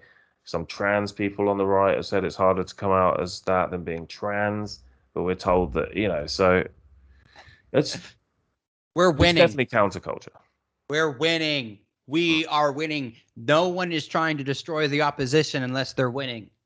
We're not trying to destroy them. We're not trying to alienate and harm and do all these things. You know? And I meant to say something earlier. You were kind of leading towards it, and it made me think of something. And I was thinking that's such a good point that you made. And just to add to the thing that I was thinking of, the right are forgiving people, and the center are forgiving people. The woke are completely abhorrent and non-forgiving. There is no road back. Like on Twitter. And everything else. There is no, Rogan spoke about it on the left. There is no road to redemption. And if you don't give someone a road to redemption, what's the point in trying to come back? If you're having a go at someone, let's say for a racist comment or for a sexist comment, well, if nothing they can do is good enough for you, why bother? They may as well just go and move in with another sexist or whatever. Unless that person has power, like Trudeau wearing blackface, Joe Biden saying all their crap. Now listen, this is what people need to realize. Always have empathy, and when people do change their minds, welcome them into the fold and be like, it's okay, we understand. Like, just don't bring that bullshit with you. Yeah. Okay. And I don't have to think. Don't bring that shit to here, okay, dude? Because then we'll have problems. Don't do that. Just whisper. Just be nice. Be like, dude, it's okay. Yeah.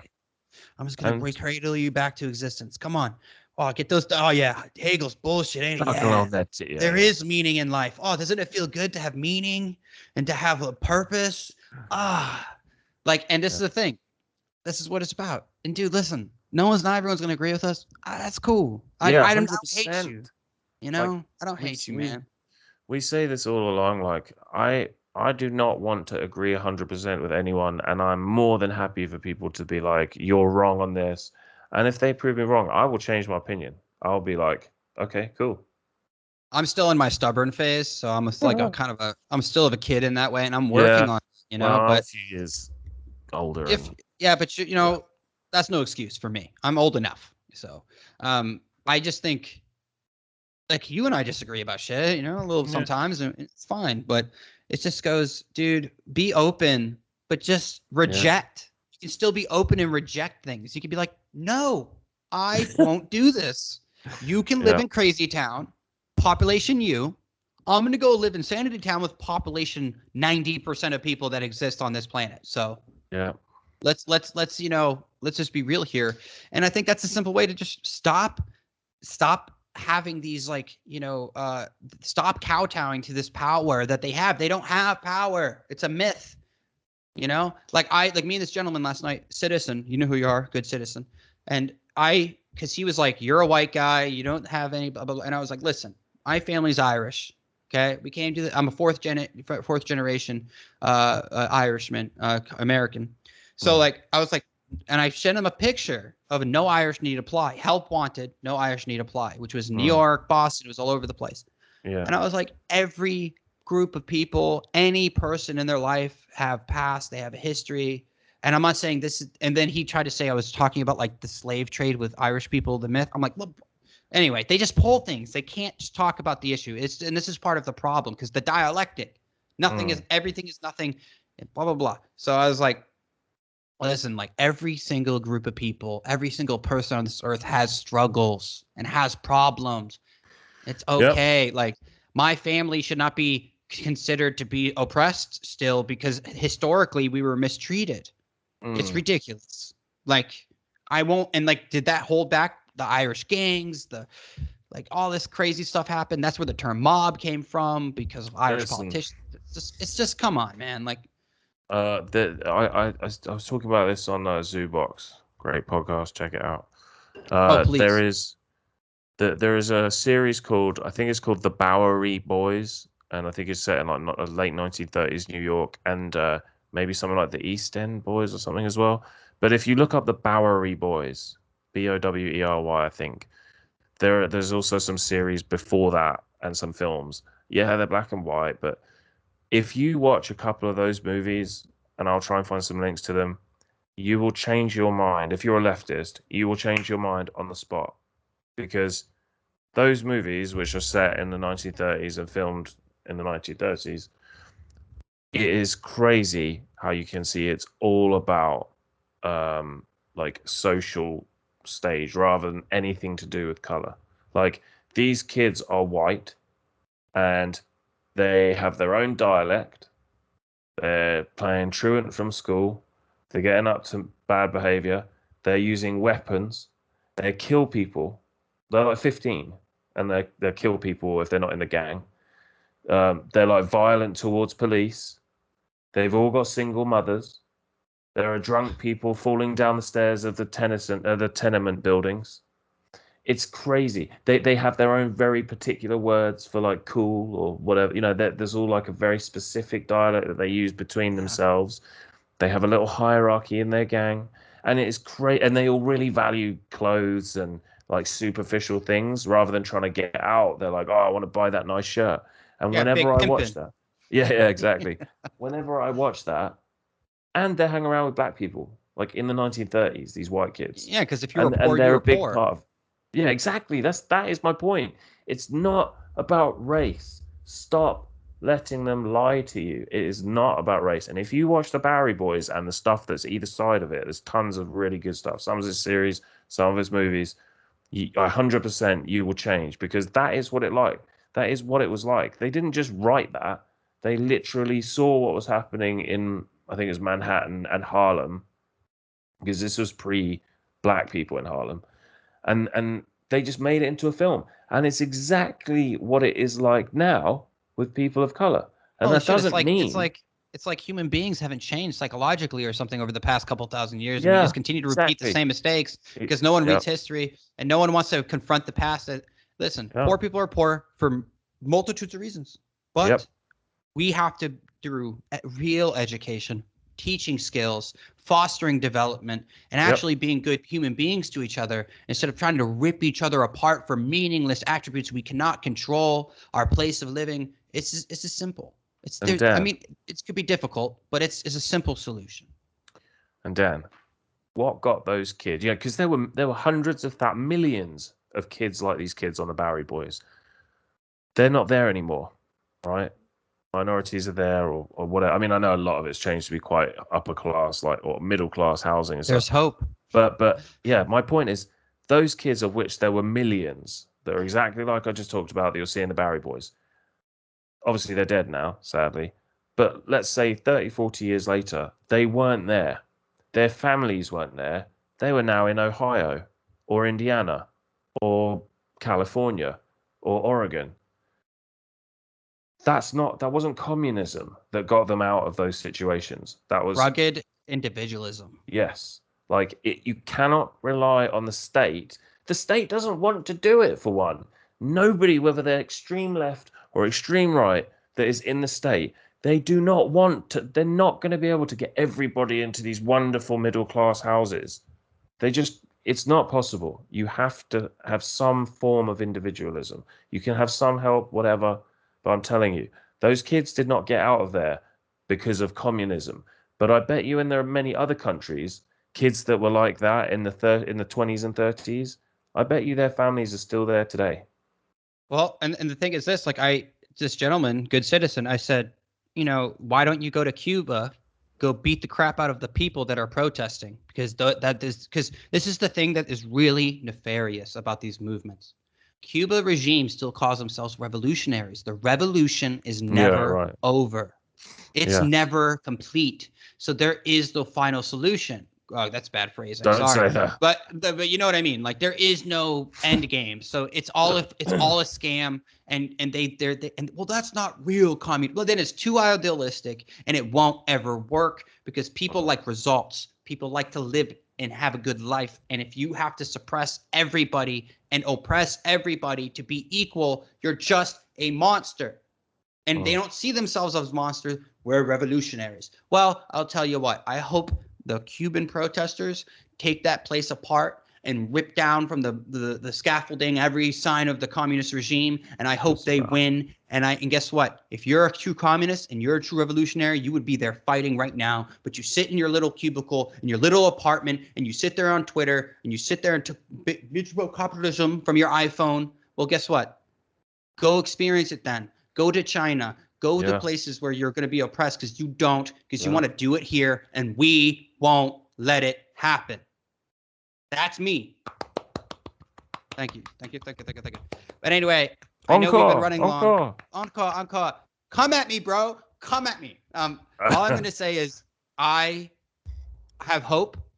I believe people like us. Dude, listen. I really do feel like this would have cooled off by now. I think we're making an impact. I really do believe that because we're still growing. And guys, like, share, subscribe. Go check out my other show on Zoobox. We're doing a live stream tonight, 9 o'clock Eastern, East Coast time. Come check it out. Me and my brother are there. Listen, we'll probably yell at each other and smack each other around. It's always a good time. That's my last words about. No, I was saying for me personally, those were my last words about. No. Oh, okay. I thought we were going to do the music and stuff. No, I'm just talking about the conversation. Like I think that kind of covered it for me personally. I don't know if you have any ending thoughts on it. Epstein did not commit suicide. Okay, so we like to kind of end on a bit of a high note, something that everybody can relate to, whatever side you're on, whether you care about politics, whether you don't. Hopefully you kind of do. But yeah. Do you have your song choices? We do them every show. So even if you just care about songs, go to the end of our last shows, the last few minutes, and you'll see some epic choices of songs to enjoy. Or you'll hate them. I Say don't again? know. You might hate them. I Yeah, try you to might pick hate all of them. universally like good, catchy, fun songs or just good songs to me. But hey, it's always going to be that way. Well, I'll start with one that we came in with then. It's slightly embarrassing, but I'll go with it because it actually is quite good fun. Kid Rock, Cowboy. That's embarrassing. Not in my personal collection, but I'm gonna throw it out there just No, because but like it's it's fucking fun. yes. It's not serious. I'm a cowboy. Boy, But like he's baby. from Detroit. It's awesome. It's good. You know. Yeah, it And he must used be to be a cowboy. DJ. Did you know he was one of the first guys to do DJ? Like the waka, waka, waka. Chicka, chicka, chicka. Yeah, that was yeah. He's like one of the first dudes who made it big, popular in the United States. Yeah, that's where Ah, he came from the rap scene. He used to be a rapper. yeah, interesting. Went by the Uh, name of Eminem. yeah, right. The my first song. It's a classic, dude, but it's a great song about Yeah. relationship in a way. It's called "Rich Girl" by Hall and Oates. It's a rich girl, like like, and then he also says the bitch a couple times, and it just makes you feel good. Great song. What a timeless song in my opinion. So I recommend go check it Great. out. Those two are just. Is it Daryl Oates? Daryl, yeah, I think Daryl it's like Hall. Daryl Hall. Daryl Hall and John Oates, I think, Something but like just that. Anyway, Hall and Oates, legendary Rich. partnership. And I You can type. believe. Oh, sorry, man. I think we broke up when I was talking over you. Oh, mhm. Yeah. I think are they a multiracial duo? I think I don't know. I I'm know I pretty don't sure really, they are. Pretty sure. maybe. Anyway, my my second choice. I'm just thinking of it as we speak. Is a song called "If," and it is by the band The Blue Tones. And Mm. it's just a cool little sort of old, I'd say like late 2000s, like Manchestery vibe, a bit like Oasis or Blur, if you know any of them. Of course. My next song is the Black Keys' "Thick Freakness." If you're into blues and kind of more kind of throwback music, kind of like the White Stripes or something to that effect, you'll really dig the Black Keys' "Thick Freakness" is a bad song, man. Go check it out. Nice.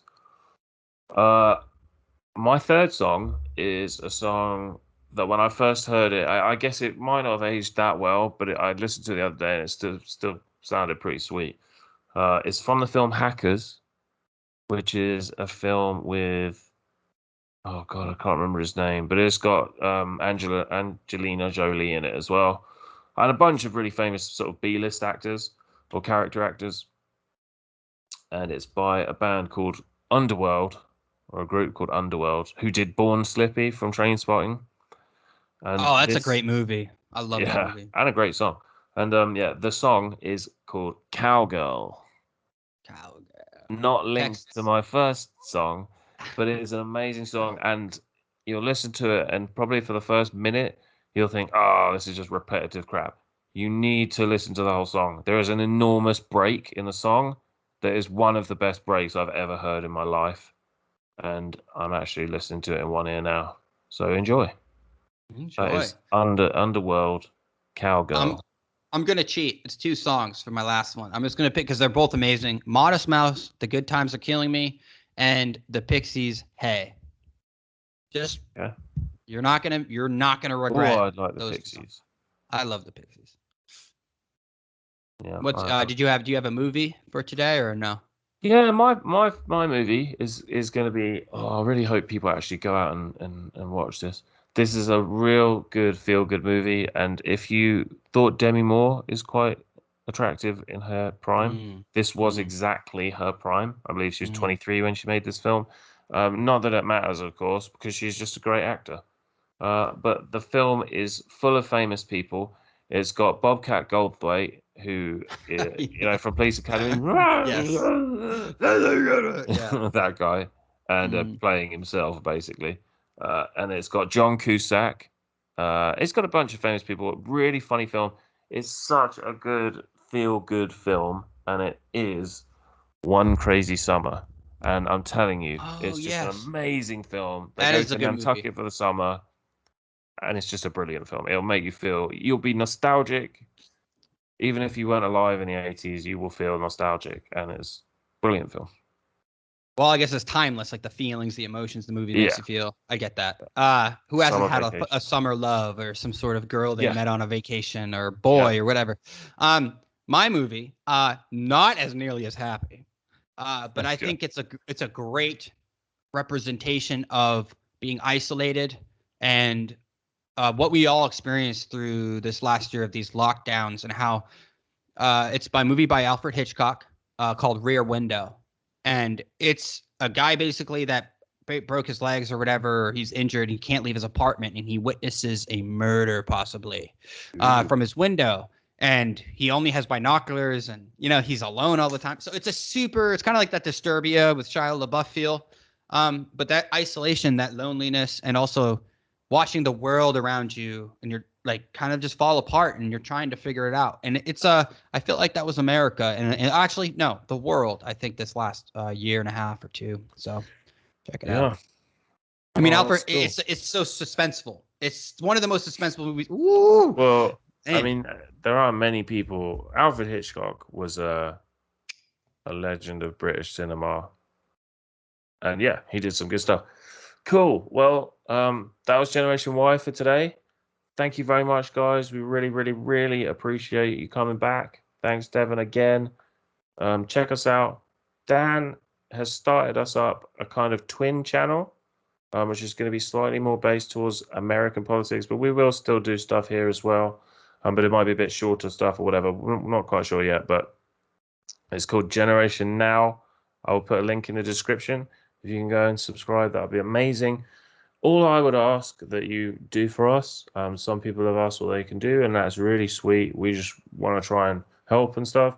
Help and stuff. Wow, that was prodigal, but that's the wrong word. But anyway, the main thing I would ask is if you could just like share us with a couple of people you know that you think might like it.